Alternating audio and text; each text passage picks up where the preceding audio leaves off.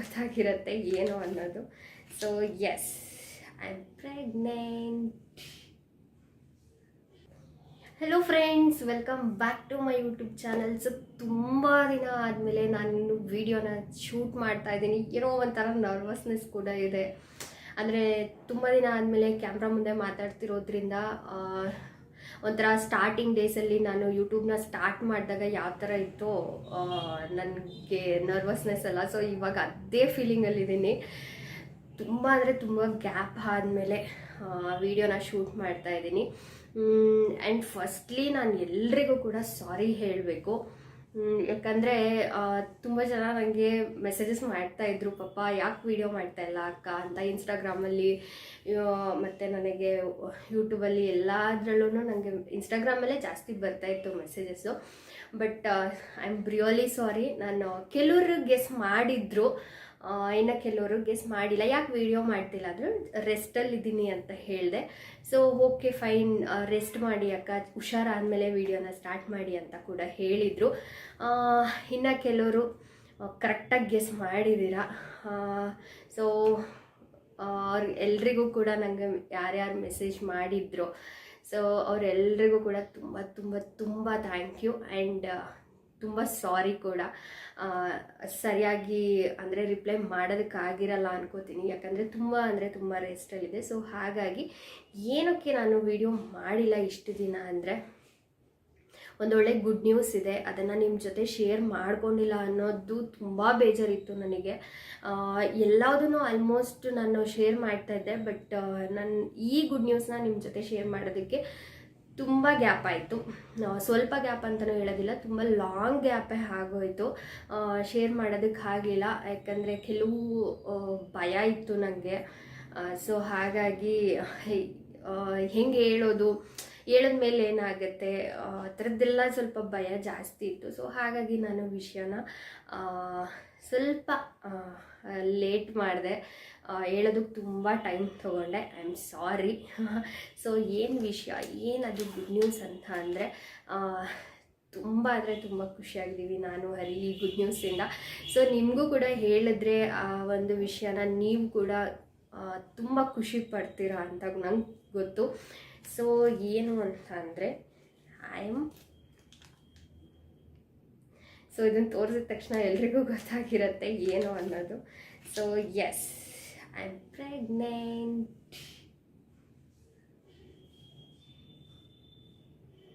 ಎಷ್ಟು ಖುಷಿಯಾಗಿದ್ದೀವಿ ಗೊತ್ತಾ. ಏನೋ ಒಂಥರ ಎಲ್ಲರ ಲೈಫಲ್ಲೂ ಒಂಥರ ಹ್ಯಾಪಿ ಮೂಮೆಂಟು, ಟರ್ನಿಂಗ್ ಪಾಯಿಂಟ್ ಅನ್ನೋದಿರುತ್ತಲ್ವ. ಸೊ ಆಫ್ಟರ್ ಮ್ಯಾರೇಜು ಅದೇ ಥರ ನನಗೂ ಹರಿಗೂ ಕೂಡ. ಸೊ ತುಂಬ ಸ್ವೆಟ್ ಆಗ್ತಾಯಿದ್ದೀನಿ. ಇವಾಗ ಸ್ನಾನ ಆಯಿತು. ಸೊ ಸಿಕ್ಕಾಪಟ್ಟೆ ಸ್ವೆಟ್ಟಿಂಗು. ನೀವು ನನ್ನ ವೀಡಿಯೋಸ್ ನೋಡ್ತಾ ಇರೋರಿಗೆ ಗೊತ್ತಿರುತ್ತೆ, ಸಂಕ್ರಾಂತಿ ಹಬ್ಬದ ದಿನವೇ ನಾನು ಲಾಸ್ಟ್ ವೀಡಿಯೋನ ಅಂದರೆ ಶೂಟ್ ಮಾಡಿದ್ದು. ಅದಾದಮೇಲೆ ನಾನು ಯಾವುದೇ ವೀಡಿಯೋನ ಶೂಟ್ ಮಾಡಿಲ್ಲ. ನಿಮಗೆ ಅಪ್ಡೇಟ್ ಕೂಡ ನಾನು ಮಾಡೋದಕ್ಕಾಗಲಿಲ್ಲ. So sorry. ಅದಾದಮೇಲೆ ಅಂದರೆ ನಾನು ಚೆಕ್ ಮಾಡ್ಕೊಂಡಿದ್ದು ಒಂದು 35 ಡೇಸಿಗೆ, ಇದು ಫಸ್ಟ್ ಚೆಕ್ ನಾನು ಮಾಡಿದ್ದು 35 ಡೇಸ್ಗೆ ಫಸ್ಟು. ಸೊ ಅದಾದಮೇಲೆ 1 ವೀಕ್ ಗ್ಯಾಪ್ ಕೊಟ್ಬಿಟ್ಟು ಮತ್ತೆ ಚೆಕ್ ಮಾಡಿದೆ ತರಿಸ್ಕೊಂಡು. ಸೊ ಫೈನಲಿ ನನಗೆ ರಿಸಲ್ಟ್ ಸಿಕ್ಕಿದ್ದು. ಅಂದರೆ ಓಕೆ, ಡೌಟ್ ಇತ್ತು, ಈ ಥರದ್ದನ್ನು ತುಂಬ ಕಿಟ್ನ ನಾನು ಯೂಸ್ ಮಾಡಿಬಿಟ್ಟಿದ್ದೀನಿ. ಅಂದರೆ ಒಂಥರ ಅದೇನು ಅಂತಲೇ ಎಕ್ಸ್ಪ್ಲೇನ್ ಮಾಡೋಕ್ಕಾಗಲ್ಲ. ಅಂದರೆ ಲೈಕ್ ಏನಾದರೂ ಅಂದರೆ ಇವಾಗ ಪ್ರೆಗ್ನೆಂಟ್ ಆಗಿದ್ದೀವಿ ಅಂತ ಅಂದರೆ ಅಟ್ಲೀಸ್ಟ್ ನಮಗೆ ಗೊತ್ತಾದರೆ ನಾವು ನೆಕ್ಸ್ಟು ತುಂಬಾ ಕೇರ್ಫುಲ್ಲಾಗಿರ್ಬೋದಲ್ವ. ಆ ಕಾರಣಕ್ಕೋಸ್ಕರ ನಾನು 1 ಮಂತ್ ಅಂದರೆ 30 ಡೇಸ್ ಆದಾಗಿಂದನೂ ಕಂಟಿನ್ಯೂ ನಾನು ಟೆಸ್ಟ್ ಮಾಡ್ತಾಯಿದ್ದೆ. ಸೊ 2ರಲ್ಲಿ ಲೈಟಾಗಿ ನನಗೆ ಲೈನ್ಸ್ ಬಂತು. ಸೊ ಅವಾಗಿಂದ ಸ್ವಲ್ಪ ನಾನು ಹುಷಾರಾಗಿರೋದಕ್ಕೆ ಟ್ರೈ ಮಾಡಿದೆ, ಸ್ವಲ್ಪ ಕೇರಾಗಿರೋದಕ್ಕೆ ಟ್ರೈ ಮಾಡಿದೆ. ಹಾಗಾಗಿ ನಾನು ವೀಡಿಯೋಸ್ನ ಜಾಸ್ತಿ ಮಾಡ್ತಾ ಇರಲಿಲ್ಲ, ಏನಾದರೂ ತರಿಸ್ಕೊಂಡಾಗ ಮಾತ್ರ ಶೇರ್ ಮಾಡ್ತಿದ್ದೆ ಅಷ್ಟೇ. ಯಾಕಂದರೆ ತುಂಬ ಸ್ಟ್ರೆಸ್ ಹಾಕ್ಕೊಂಡು ವೀಡಿಯೋ ಮಾಡಿಕೊಂಡು ಅದು ಎಡಿಟ್ ಮಾಡೋ ವರ್ಷದಲ್ಲಿ ಟಯರ್ಡ್ ಅನ್ನೋ ಥರ ಫೀಲ್ ಆಗ್ತಿತ್ತು. ಸೊ ಹಾಗಾಗಿ ಫೈನಲ್ಲಾಗಿ 3ನೇ ಕಿಟ್ಟಲ್ಲಿ ನನಗೆ ರಿಸಲ್ಟ್ ಬಂದಿದ್ದು. ಸೊ ಡಾರ್ಕಾಗಿ ಇದು ಬಂದ್ಬಿಟ್ಟು ಸಂಕ್ರಾಂತಿ ಹಬ್ಬದ ದಿನನೇ. ಅವತ್ತು ಆ್ಯಕ್ಚುಲಿ ಅಲ್ಲಿ ಆಲ್ರೆಡಿ ನಾನು ಚೆಕ್ ಮಾಡ್ಕೊಂಡಿದ್ದೆ, ಕನ್ಫರ್ಮ್ ಕೂಡ ಆಗಿತ್ತು. ಸೊ ಅವತ್ತೇ ನಾನು ವಿಡಿಯೋನ ಶೂಟ್ ಮಾಡಿದ್ದು. ಸೊ ಹಬ್ಬದ ದಿನದ ಮಾತ್ರ ನಿಮ್ಗೆ ಆಲ್ರೆಡಿ ನಾನು ಹೇಳಿದ್ದೆ, ಅಂದರೆ ತುಂಬ ಟಯರ್ಡ್ ಫೀಲ್ ಇದೆ, ತುಂಬ ಸುಸ್ತಾಗ್ತಿದೆ ನನಗೆ ಅಂತ ನಾನು ಆ ವಿಡಿಯೋದಲ್ಲಿ ಶೇರ್ ಮಾಡಿದ್ದೀನಿ. ಬಟ್ ಇದೇ ರೀಸನ್ ಅಂತ ನಾನು ಹೇಳಿರಲಿಲ್ಲ. ಸೊ ಈ 3 ಕಿಟ್ಗಳನ್ನೂ ಯೂಸ್ ಮಾಡಿದ್ದೀನಿ. ಇದು 3 ಅಂತಲ್ಲ, ತುಂಬಾ ಯೂಸ್ ಮಾಡಿಬಿಟ್ಟಿದ್ದೀನಿ. ಅಂದರೆ ಒಂದಿನ ಬಿಟ್ಟು ಒಂದಿನ ಡೇ ಚೆಕ್ ಮಾಡ್ಕೊಳ್ಳೋದು, ಈ ಥರ ಎಲ್ಲ ಮಾಡ್ತಾಯಿದ್ದೆ. ಅಂದರೆ ಭಯ ಇರ್ತಾಯಿತ್ತು, ಹೇಗೋ ಏನೋ. ಸೊ ಗೊತ್ತಾದರೆ ಕೇರ್ ಆಗಿರ್ಬೋದಲ್ವಾ ಅಂತ ಕೆಲವರು ಅನ್ಕೋಬೋದು, ಹೇಳ್ಬೋದಿತ್ತಲ್ವ ಆವಾಗಲೇ ಅಂತ. ಬಟ್ ಅಂದರೆ ಸೆಕೆಂಡ್ ಪ್ರೆಗ್ನೆನ್ಸಿ ಆ ಥರ ಏನಾದರೂ ಇದ್ದರೆ ಮೇ ಬಿ ಓಪನ್ಲಿ ಫಸ್ಟ್ ಮಂತಲ್ಲೇ ಶೇರ್ ಮಾಡ್ಬೋದು ಅನಿಸುತ್ತೆ. ಬಟ್ ಇದು ನನಗೆ ಹರಿಗೆ ಫಸ್ಟ್ ಒಂದು ಹ್ಯಾಪಿ ಮೂಮೆಂಟ್, ಗುಡ್ ನ್ಯೂಸ್ ಆಗಿರೋದ್ರಿಂದ ಅದನ್ನು ಶೇರ್ ಮಾಡ್ಕೊಳ್ಳೋದಕ್ಕೆ ಅಂದರೆ ಇಷ್ಟ ಇಲ್ಲ ಅಂತಲ್ಲ, ಬಟ್ ಶೇರ್ ಮಾಡ್ಕೊಳ್ಳೋದಕ್ಕೆ ತುಂಬ ಭಯ ಇತ್ತು. ಲೈಕ್ 3 ಮಂತ್ಸ್ ತನಕ ಬೇಡ, ಅದಾದಮೇಲೆ ಶೇರ್ ಮಾಡ್ಕೊಳ್ಳೋಣ, ಅಲ್ಲಿವರೆಗೂ ಅಷ್ಟು ಕನ್ಫರ್ಮ್ ಇರೋದಿಲ್ಲ, ನಿಮಗೂ ಗೊತ್ತಿರುತ್ತೆ. ಸೊ ಖುಷಿ ವಿಷಯನ ನಿಮ್ಮ ಜೊತೆ ಶೇರ್ ಮಾಡಿಕೊಂಡು ಅದಾದಮೇಲೆ ಮತ್ತೆ ಏನಾದರೂ ಡಿಸಪಾಯಿಂಟ್ ಆಗಿಬಿಟ್ರೆ ಅನ್ನೋದು, ಆ ಥರದ್ದೆಲ್ಲ ಯೋಚನೆಗಳು ತುಂಬ ಅಂದರೆ ತುಂಬ ಭಯ ಇತ್ತು. ಒಂಥರ ಕನ್ಫ್ಯೂಷನ್ಸ್ ಇತ್ತು, ಹೇಳೋದೋ ಬೇಡವೋ ಅನ್ನೋ ಕನ್ಫ್ಯೂಷನ್ಸ್ ಇತ್ತು. ಸೊ ಇದೆಲ್ಲದ್ರ ಮಧ್ಯೆ ಫೈನಲ್ ಆಗಿ ಅಂದರೆ ಡಾಕ್ಟರ್ ಏನು ಹೇಳ್ತಾರೋ ಅದ್ರ ಮೇಲೆ ಡಿಪೆಂಡ್ ಮಾಡ್ಕೊಂಡ್ವಿ. ಸೊ ಡಾಕ್ಟರ್ ಅವ್ರು ಹೇಳಿದ್ದನ್ನ ಕೇಳಿಬಿಟ್ಟು, ಸೊ ಸದ್ಯಕ್ಕೆ ಏನು ಹೇಳೋದು ಬೇಡ, ಆಫ್ಟರ್ 3 ಹೇಳೋಣ ಅಂದ್ಕೊಂಡ್ವಿ.